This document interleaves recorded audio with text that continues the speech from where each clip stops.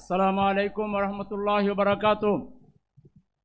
আজকের এই ঐতিহাসিক জাতীয় সমাবেশের মাননীয় সভাপতি আমিরে জামাত জননেতা ডক্টর শফিকুর রহমান, মঞ্চ উপবিষ্ট জাতীয় নেতৃবৃন্দ, সংগ্রামী দেশবাসী, বাংলাদেশ জামাত ইসলামী বাংলাদেশের এই সবুজ ভূখণ্ডে নিয়মতান্ত্রিক পন্থায় জনগণের সমর্থন নিয়ে একটি ইনসাফপূর্ণ বাংলাদেশ প্রতিষ্ঠা করতে চায়। অতএব জামাত ইসলামী একটি নির্বাচনমুখী দল। জামাত ইসলামী জনগণের ম্যান্ডেটে বিশ্বাস করে, কিন্তু জামাত ইসলামী আমি এবং দামির নির্বাচনে বিশ্বাস করে না। জামাত ইসলামী যেন তেন কোনো নির্বাচনে বিশ্বাস করে না।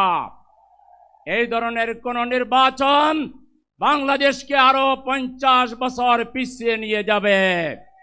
সেজন্য আমাদের সুস্পষ্ট দাবি, লেভেল প্লেইং ফিল্ড তৈরি করে বাংলাদেশের নির্বাচন দিতে হবে।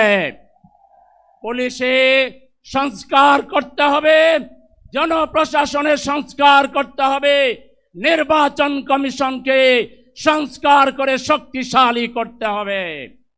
জামাত ইসলামী এদেশের একমাত্র রাজনৈতিক দল। ইউনিট থেকে আমির পর্যন্ত প্রতিটি বছর, প্রতি 3 বছর পর পর জামাত ইসলামী তার আভ্যন্তরীণ নির্বাচনের মাধ্যমে নিয়মতান্ত্রিক এবং গণতান্ত্রিক ধারাকে এগিয়ে নিয়ে যাচ্ছে একটি সুশৃঙ্খল রাজনৈতিক আদর্শবাদী দল হিসাবে।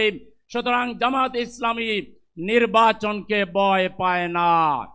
লেভেল প্লেইং ফিল্ড তৈরি করে আসেন, এদেশের 1 কোটি জনতার সমর্থন নিয়ে ছক্কা গায়া এবার আপনাদেরকে আমরা পরাজিত করব। কিন্তু নির্বাচনে যদি কোন ধরনের পক্ষপাতিত্বের চেষ্টা করা হয়, জুলাই বিপ্লবীরা এর প্রতিশোধ নেবে। আমরা অবশ্যই লেভেল প্লেইং ফিল্ড ছাড়া বাংলাদেশে কোন নির্বাচন এদেশের জনগণ মেনে নেবে না। তাই একটি সুষ্ঠু, সুন্দর, আন্তর্জাতিক মানের নির্বাচন প্রতিটি দেশ যার স্বীকৃতি দিবে। বাংলাদেশের প্রত্যেকটা রাজনৈতিক দল নির্বাচনের পরে সাংবাদিক সম্মেলন করে বলবে নির্বাচন সুষ্ঠু হয়েছে।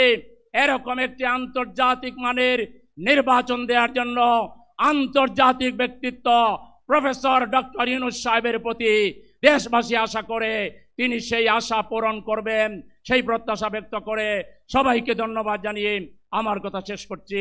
আল্লাহ হাফেজ।